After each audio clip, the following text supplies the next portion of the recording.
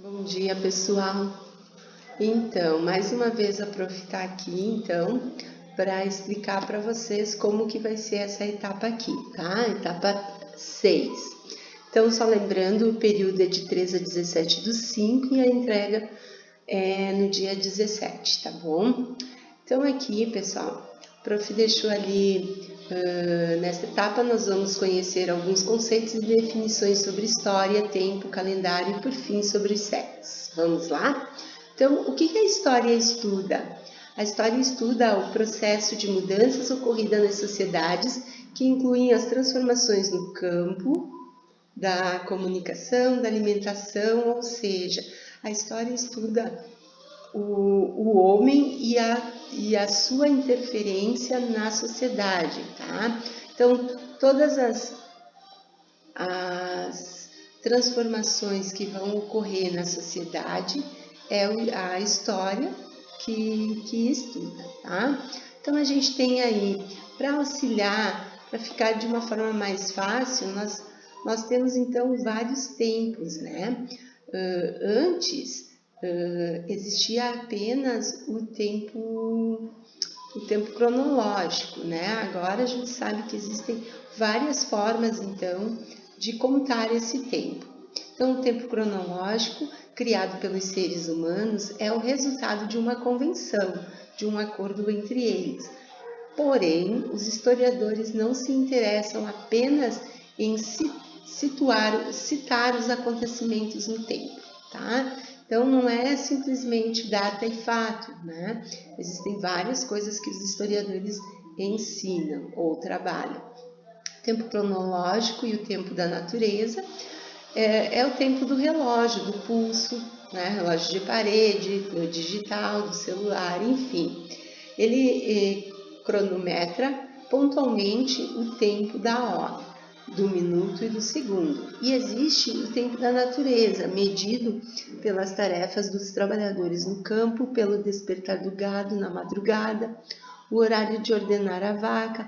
Então, a gente tem tempo para tudo, né? Por exemplo, nós temos o tempo de acordar, de vir para a escola, para almoçar, né? É tudo conforme o tempo mecânico, o tempo do relógio. O tempo histórico, os historiadores interessam-se também pelas mudanças e permanências que ocorreram nas sociedades humanas ao longo do tempo. Esse tempo, então, está relacionado às mudanças e às permanências na trajetória dos seres humanos na Terra, é chamado de tempo histórico, que foi o que a gente estudou na aula passada, né? A questão das mudanças e das permanências, né? O calendário, então, né? O calendário é mais usado no Brasil, o calendário cristão, e a gente começa a contar o tempo segundo o calendário a partir do nascimento de Cristo.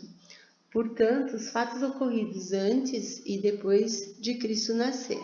No caso dos acontecimentos anteriores ao nascimento de Cristo, ao lado da data, nós colocamos aqui a abreviatura AC. Um exemplo, os seres humanos aprenderam a produzir o fogo por volta de 10.000 anos antes de Cristo. O calendário judaico e hebraico, né?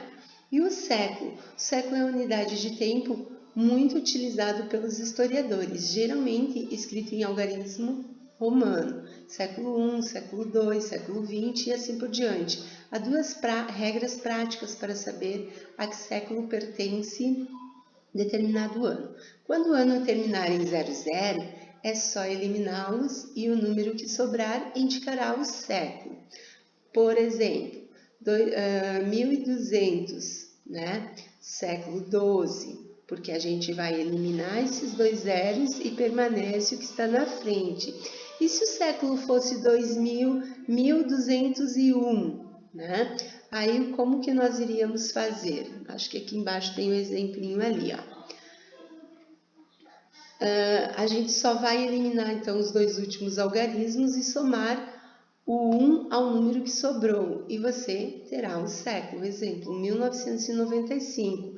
A gente elimina aqui o 95, vai ficar 19. 19 mais 1, século 20. Fácil, né, galera? E aqui a prof deixou umas atividades, então, para vocês fazer com base nesses exercícios ali, beleza? Então, por hoje era isso. Pessoal, qualquer coisa, manda uma mensagenzinha lá no Class que a prof responde.